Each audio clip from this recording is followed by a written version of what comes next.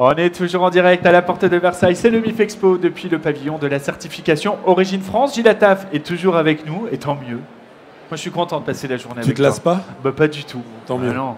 On n'est pas encore un si vieux couple que ça, maintenant ça fait quelques années quand même qu'on se fréquente. Ça date, hein? Mais non, la flamme est toujours là, Gilles. Tant mieux. C'est une belle déclaration. C'est une belle déclaration aussi qu'on va faire à nos territoires, Gilles, sur ce plateau. Je te remercie. Ça me tient à cœur, les et territoires. Je sais à quel point ça te tient à cœur et c'est pour ça que ça me fait très, très plaisir d'accueillir en plateau Laurent Sabatucci, directeur associé EOL. Bonjour Laurent. Bonjour, merci. Vous allez bien? Merci beaucoup. Oui, très bien. Présent déjà aux Assises à Bordeaux pour dire que c'est un fidèle et c'est un partenariat fidèle et important pour Origine France Garantie. Très important avec une belle vision, mais on va en parler. Mais certifié Service France Garantie, la première société dans cette activité, et on est très fiers de les avoir à nos côtés. Et Jean-Yves Heyer, directeur général Rouen-Normandie Invest. Bonjour. On le dit en anglais, même si on est au salon du Made in France. Bonjour, merci d'avoir fait le déplacement, parce que du coup, vous arrivez de Rouen.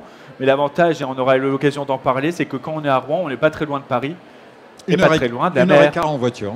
1h15 en voiture.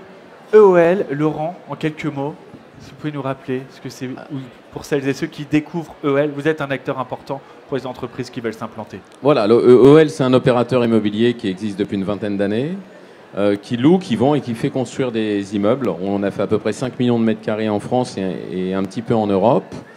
Et on a créé, grâce à Gilles notamment, depuis quelques temps, une approche spécifique sur les projets industriels, d'où notre présence ici et à vos côtés.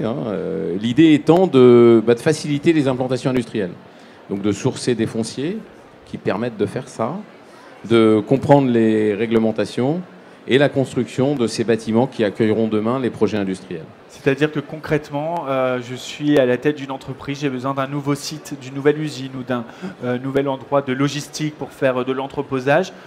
Je vais passer par vous. Obligatoirement, Anthony. Évidemment.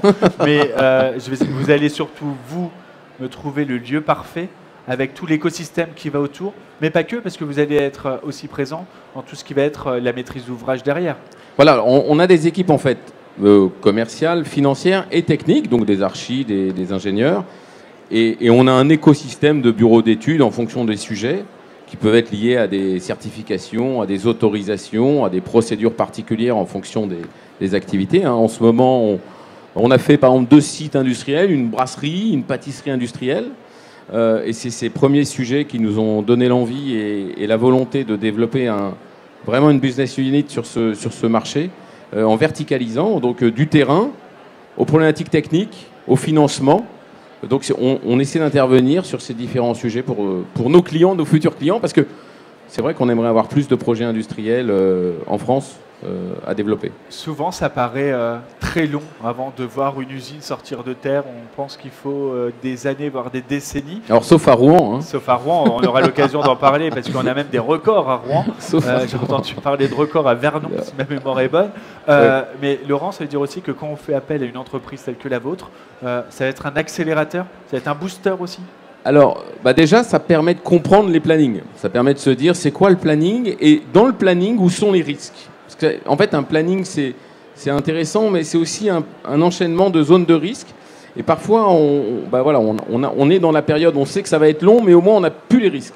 Donc, en fait, nous, on connaît bien les plannings, les procédures, et on est capable aussi de trier en disant, là, il y a trop de risques, c'est trop long. C'est vrai que la France, qui est un magnifique pays avec plein de ressources, a une problématique de planning sur les projets, quels qu'ils soient, mais immobiliers notamment, qui est très forte par rapport aux autres pays européens. Ça, c'est un vrai sujet. Je pense que la plupart des politiques en sont conscients aujourd'hui.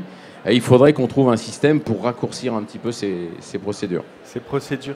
Gilles, c'est pas à toi que je vais demander si c'est important d'avoir des usines en France. Je sais que ça fait partie de tes chevaux de bataille. Mais pourquoi ça paraît très compliqué quand même aujourd'hui de sortir une usine en France, de trouver ces sites industriels? Tu sais, on part de très très loin déjà. C'est toujours cette même problématique. Et on a toujours pas réussi à avoir une vision. En fait, ce que les entrepreneurs ont besoin aujourd'hui d'avoir, c'est une vision. Hein. Et ça, c'est un vrai sujet. Et aujourd'hui, sur les autorisations, notamment sur la construction de projets industriels, on a du mal à avoir une vision parce que les autorisations sont très longues. Donc il faut trouver des moyens d'aller plus vite. Il faut trouver des moyens de pouvoir, et c'est pour ça qu'on va arriver tout à l'heure à parler de ces sujets que porte EOL, notamment avec ce fameux projet de village logistriel, où on peut porter clé en main des projets pour des industriels qui ont envie de relocaliser. Parce que la question aujourd'hui, c'est qu'il y a plein d'entrepreneurs qui ont envie de relocaliser, qui ont envie de reproduire en France. Il y a une appétence. Moi, je le vois dans notre secteur d'activité, on ne trouve pas où produire en France parce qu'il n'y a plus d'usines. Mais pour faire ces usines et pour les accélérer, il faut trouver des opérateurs qui sont en capacité de porter des projets. Et c'est pour ça que EOL a cette capacité à prendre le projet en main, comme le dit Laurent, de verticaliser du début à la fin et de proposer aux investisseurs d'une part, mais aussi aux industriels, des projets avec lesquels ils peuvent surpartir et prendre des risques. Parce qu'en fait, le problème aujourd'hui, c'est que les industriels ont peur de prendre des risques parce qu'ils n'ont aucune vision. On va juste le rappeler pour celles et ceux qui nous regardent, mais parce que ça me paraît capital. Qu'est-ce qu'on risque si on n'a pas assez de sites industriels en France? C'est quoi? On va être totalement dépendant? On perd notre souveraineté? Ça veut dire quoi? On a déjà payé pour voir. Hein. Si tu veux, le problème, c'est que personne ne s'était rendu compte qu'on avait désindustrialisé la France à ce point. On nous a vendu une mondialisation heureuse où on pourrait importer tout ce qu'on voudrait. Et finalement, on s'est aperçu que ce n'était pas aussi simple que ça. Que toutes les filières à minima doivent pouvoir produire pour avoir un minimum de souveraineté économique. Parce que sinon, ça devient très dangereux. Et puis, ça coûte très cher. C'est encore une fois cette problématique du temps court. Ça coûte très cher. Le temps long, avec une vision, c'est profitable. Donc, c'est hyper important de retrouver du dynamisme dans les régions, dans les territoires. C'est pour ça qu'il faut qu'aussi les acteurs régionaux, les régions, tout le monde se mette autour de la table. Je parlais avec Nicolas Dufour de bataille culturelle. Moi, je dis que c'est une cause nationale et tout le monde doit être derrière cette cause nationale. Et on a besoin de tout le monde. Et aujourd'hui, le premier sujet, c'est effectivement le foncier industriel. Après, c'est les lignes de production, c'est le financement. Mais tout ça, il faut que tout le monde soit en phase. C'est-à-dire qu'on ne peut pas avoir un élément et pas un autre. Si on veut accélérer cette réindustrialisation, il faut qu'elle soit rapide parce que le temps presse. Je vous rappelle qu'on est à un peu plus de 10% du PIB aujourd'hui dans l'industrie versus 16% de moyenne en Europe, 22% en Allemagne, je crois, à peu près. Donc on est très très loin du sujet. Donc il faut aller vite, il faut qu'on soit puissant. Il faut qu'on trouve des problématiques aussi sur l'énergie, parce qu'il faut aussi que les usines elles soient décarbonées, qu'elles soient avec une vision. C'est pas l'usine de Zola, hein, les prochaines usines qu'on va sortir. Donc c'est hyper important que tout le monde se mette derrière cette bataille. Laurent, pour compléter ce que Gilles nous dit, c'est aussi quand on a des sites industriels, une manière de sécuriser notre approvisionnement. Hein, quand on n'est pas dépendant, mais c'est aussi d'être sûr d'avoir de la matière chez nous. Oui, alors. Il y a deux façons de sécuriser aujourd'hui. Hein. Il y a de relocaliser ou de faire des stocks stratégiques. Hein. Donc pour aller vite aujourd'hui, on fait des stocks stratégiques. Et l'étape 2, c'est de se dire comment je remets la production plus proche. Donc voilà. Et c'est vrai que le sujet majeur, si on veut faire ça, on l'a vu avec quand Santé publique France a commandé des masques, quand les masques sont arrivés. Il n'y avait pas d'endroit pour les stocker. Ouais. Je trouve qu'on a proposé, nous, à Santé publique France, un lieu pour les stocker. Et donc en fait, le sujet, c'est la volonté, et puis après, la mise en œuvre, où on peut faire ces stocks stratégiques, et quels sont les fonciers, avec quelles procédures, pour faire ces lieux de production. Et ça, c'est pas facile. C'est pour ça que nous, on travaille forcément main dans la main avec les territoires, qui ont la clé sur le foncier, une partie de la réponse, et qui sont conscients de ces enjeux. Justement, Jean-Yves, vous êtes responsable d'une des 120 agences, vous vous occupez de Rouen et sa métropole. Tout à fait. Pourquoi c'est important de travailler avec des partenaires comme EOL? En fait, donc, ces agences-là travaillent en réseau. Travailler seul, c'est toujours être mal accompagné. Et donc, c'est important de s'appuyer sur des professionnels qui vont pouvoir identifier des projets en amont. C'est un long processus. En moyenne, il faut 3 ans entre un premier contact et une implantation. Et donc, il faut pouvoir avoir des spécialistes qui vont pouvoir être nos yeux et nos oreilles et nous faire remonter l'information. Si je reviens sur l'industrie, en effet, au niveau national, c'est 10%. En Normandie, c'est 23% du PIB. Donc, c'est une région qui est très industrielle. Et pourquoi est-ce que c'est important ? Quand vous marchez avec 2 jambes. Et si on n'a qu'une jambe tertiaire, il nous manquera une jambe industrielle pour pouvoir être beaucoup plus équilibré et aller beaucoup plus loin. Donc, avoir un développement équilibré, je pense que c'est la base. À côté de la souveraineté, bien entendu, il faut éviter d'être dépendant de pays sur lesquels demain ils pourraient nous imposer leur stratégie. Vous le disiez, 3 ans en moyenne entre le premier contact et l'implantation industrielle. Je crois que chez vous, on sait même battre des records. J'ai entendu parler de 2 mois. Alors, c'est vrai, plutôt dans l'activité des services, où là, ça peut aller très vite. Encore plus vite. Et donc là, on va prochainement annoncer une grande implantation parisienne qui a besoin de se développer. Et donc, le mois prochain, c'est fait. Donc, c'est vrai qu'on peut aller très vite, dès lors que l'on connaît bien son environnement. Et donc, c'est vrai que sur le territoire rouennais, il y a plus de 200 acteurs qui se connaissent très bien et qui sont en capacité de répondre sous 24 heures aux 40 questions que se pose un chef d'entreprise quand il imagine une implantation, un investissement. Gilles, tu l'auras compris, Jean-Yves est très pro Rouen et Seine-Maritime, Haute-Normandie. Il pleut moins à Rouen qu'à Rio de Janeiro. Tu savais? Ah non, tu me l'apprends. Voilà. Alors, c'est pas forcément en durée, mais c'est en volume. Tout à fait. Je ne mens pas parce que ça fait partie aussi des outils de communication que vous avez mis en place, parce que c'est important pour les territoires. On parle des territoires ici, là on plaisante autour de cette campagne de communication qui est très réussie et qu'on voit à l'antenne pendant que je vous parle.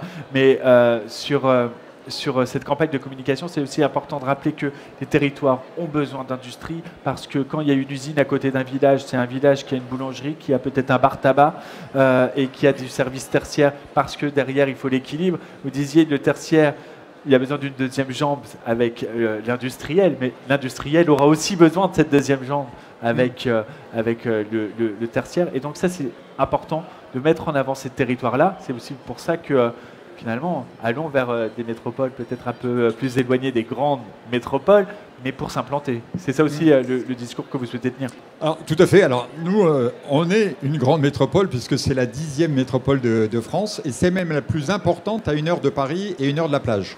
Donc, c'est vrai que 800 000 habitants, c'est un bon territoire qui est en capacité de répondre à la demande des entreprises, tout domaine d'activité. Et l'interaction entre les services et l'industrie, j'insiste véritablement là-dessus. Il y a beaucoup d'industriels qui me disent à 85% les emplois sont occupés par des hommes. Mais ces hommes ne restent pas forcément. Pourquoi? Parce que leurs femmes qui occupent principalement les activités de service ne trouvent pas. Donc il faut avoir des territoires avec un développement équilibré, services et industrie, sans les opposer, pour ces raisons-là. Pour ces raisons-là, oui, Gilles. Non, je disais qu'il fallait une colonne vertébrale, hein. Tout ça se tient et on a besoin des services. Je voulais quand même rappeler un chiffre qui est toujours intéressant, c'est qu'un emploi dans l'industrie, ça génère 3 emplois indirects. Hein. Et ça, on a tendance à l'oublier. C'est pas rien, c'est puissant. Et effectivement, on a besoin de revivifier les territoires et l'industrie générera aussi des emplois de service. Donc c'est pour ça que c'est important et que c'est une bataille globale qu'il faut mener. Ouais, et d'ailleurs, là-dessus, sur les emplois, ce qu'on voit, c'est la diversité des emplois dans l'industrie. Ouais. C'est un point clé, en fait. C'est que par rapport aux autres activités, il y a souvent une grande diversité des emplois dans l'industrie. Et dans tous les projets qu'on suit, nous, on voit bien qu'il y a plus de diversité. Donc ça, c'est vachement important aussi pour avoir une palette de population qui correspond au territoire, en fait. Justement, sur les projets que vous suivez, j'ai entendu parler de 450 contacts nécessaires pour l'implantation d'un site. Ça veut dire aussi que quand on fait appel à EOL, tout ça est simplifié parce que c'est vous qui allez finalement recevoir et en tout cas gérer tous ces contacts. Oui, alors effectivement, il y a un écosystème. Hein. Donc nous, on est à une dizaine de bureaux en France et chacun de ces bureaux finalement est au contact des écosystèmes, que ce soit les territoires, les agences de développement comme celle de Jean-Yves, mais aussi l'ensemble des autorités de l'État, donc l'EDREAL, enfin bon. Donc voilà, il y a un écosystème à connaître pour accélérer ou sécuriser ces processus. Après, ce qui me semble assez essentiel, le travail que fait Jean-Yves notamment, c'est qu'il y ait des fonciers prêts à recevoir des projets clairement identifiés, avec des destinations clairement validées.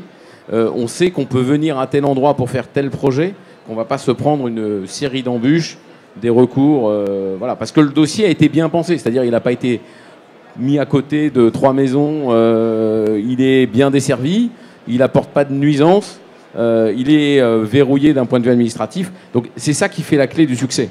Donc je pense que ça c'est fondamental, et c'est vrai que nous par exemple on dit souvent il faudrait sanctuariser les ZAC, hein, les zones où on a décidé, on a mis 10 ans pour faire une ZAC, on a fait des enquêtes publiques, on a fait des études d'impact, et au bout de 10 ans on a une patatoïde où on dit là on peut recevoir de l'industrie parce que ça correspond à, finalement c'est pérenne de la faire à cet endroit-là. Il faudrait que sur ces ZAC, on en a pas mal en France, on accélère les processus et on limite les recours. Alors, je sais que tout le monde veut pouvoir faire des recours, mais si on ne sanctuarise pas ces ZAC en termes de procédure, on repart à l'aventure alors qu'il y a déjà eu 10 ans d'aventure. Donc l'aventure c'est sympa, mais pour un industriel qui déjà va mettre du temps, hein, comme tu disais, et comme disait Jean-Yves, il faut 3 ans et c'est des projets compliqués. Bah, si en plus il part à l'aventure sur le projet immobilier lui-même, c'est injouable, quoi. C'est injouable. Donc en fait, il faudrait que sur ces ZAC, et en général elles ne sont pas faites n'importe où, bah, on accepte qu'elles soient sanctuarisées. C'est-à-dire que bah, là on peut s'implanter, on raccourcit les procédures. Il faut savoir par exemple que quand vous faites une étude faune-flore aujourd'hui, donc ça dure 1 an, vous faites toute une démarche, en général ces procédures-là durent des années. Quand vous arrivez au bout de cette procédure, vous redéposez un dossier, on vous demande de refaire une étude faune-flore. Si l'étude faune-flore a plus de 5 ans, celle de la ZAC, mais comme vous mettez 10 ans pour faire une ZAC, en général elle a plus de 5 ans, on vous demande de recommencer. Donc vous avez déjà 1 an d'études. Vous voyez, ça ne marche pas, ça. Ouais. Et ça, c'est spécifique à la France. On ne peut pas vous dire, alors qu'il y a déjà eu toutes les études préalables, ah ben, elles sont trop anciennes, il faut recommencer. Et c'est ce qu'on vous dit aujourd'hui. Nous, on a eu des prescriptions archéologiques sur une friche industrielle. On a détruit un immeuble pour en construire un autre. On vient de nous prescrire des friches sur un site où il y avait un bâtiment. Donc on peut aussi continuer comme ça à l'infini, hein, mais c'est pas comme ça qu'on va y arriver. C'est pas comme ça qu'on va y arriver, mais en tout cas, quand on fait appel à EOL... on y arrive, on y arrive. On y arrive parce que je rappelle que vous travaillez vraiment en partenariat, notamment avec les collectivités. Donc vous allez pouvoir vraiment identifier tous les sites possibles, les embûches, mais aussi les avantages, parce que vous avez aussi un rôle de conseil chez EOL. Oui, si je puis me permettre, c'est important. Tout à l'heure, avec Nicolas Dufour, que je parlais d'incarnation, on a besoin de marques fortes qui portent des projets et qui montrent que c'est possible. Par exemple, la région Normandie montre qu'on peut monter à 20%. Bah, EOL, ça peut être aussi un bon exemple de montrer que voilà, quand on a un projet fort, quand on arrive à trouver les bons leviers, et ben on peut réindustrialiser en proposant des projets. C'est pour ça que moi je suis très content de ce partenariat entre EOL et Origine France Garantie, parce que ça porte une incarnation sur la réindustrialisation, et ça pour nous c'est vachement important. Et donc des derniers exemples où nous avons du foncier immédiatement opérationnel qui permet à des entreprises internationales, Ibusco par exemple qui produit des bus électriques et qui va renforcer en fait le positionnement dans la mobilité décarbonée. Donc demain, quand vous penserez Rouen, vous penserez mobilité décarbonée. Renault avec Ampère, donc sa nouvelle filiale qu'ils ont annoncée cette semaine, le cœur névralgique des moteurs électriques en Europe, c'est Rouen. Et donc il y a du foncier, on accueille de nouvelles entreprises. Les EPR, il y en a 2 qui vont se développer également à 50 minutes de Rouen, qui vont avoir besoin également d'emplois, pas qu'industriels, mais également de services. Donc on voit bien que si on veut demain développer de l'activité en France, c'est possible. Xavier Niel l'avait dit il y a 10 ans, la France est un paradis pour les entreprises. Bah, aujourd'hui, c'est chose faite. La France arrive en tête devant le Royaume-Uni et l'Allemagne pour l'accueil d'investisseurs étrangers. Donc nous avons maintenant toutes les conditions qui sont réunies et je pense qu'on aura du mal à nous déloger de cette première place.